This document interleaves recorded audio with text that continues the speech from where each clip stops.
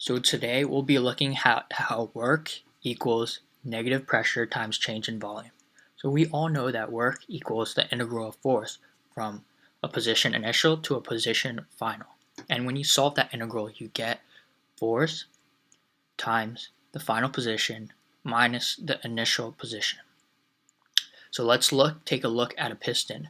So a piston is basically a container that contains a non-rigid wall. This rigid wall allows the conversion to mechanical energy, and this mechanical energy will therefore raise the cylinder to a certain height or lower, and that becomes our position. So basically, let's set one height initial as 0. When it raises the piston, the height becomes higher than it was before, so positive h. And when the height final is lowered during compression, it's negative because it arrives at a lower height. So then let's define work as positive when work is done to the gas.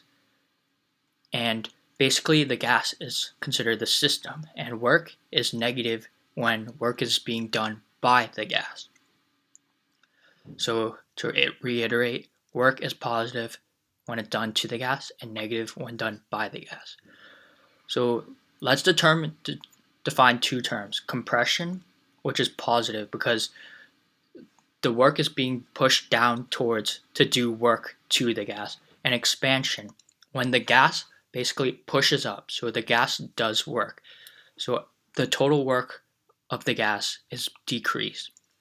So force, we'll bring back our original equation. Force is the final height minus the initial height, and we want these to have the right sign. The work has to have a positive sign for compression and a negative sign for expansion.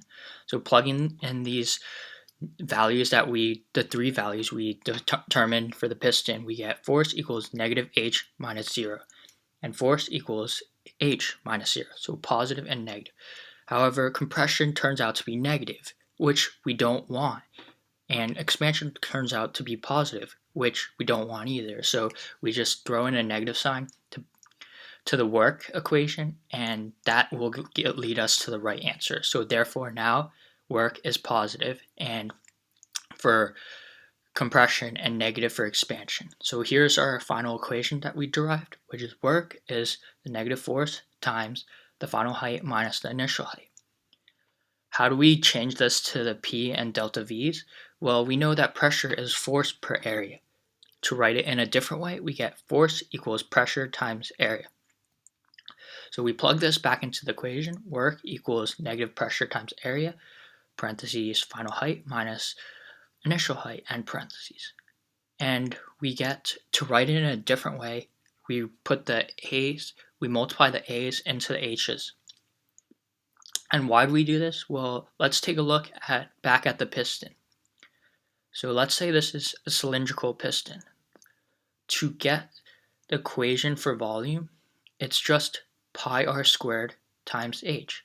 So the volume of a cylinder equals pi r squared h. And what is this pi r squared really? It's just this area of that circle and times the height. So volume really equals area times height. So if we go back into this equation, it becomes negative pressure times the volume final minus the initial volume. And if we change that to delta V, we get work equals negative pressure times delta V. And that's basically what we were trying to solve. Thank you.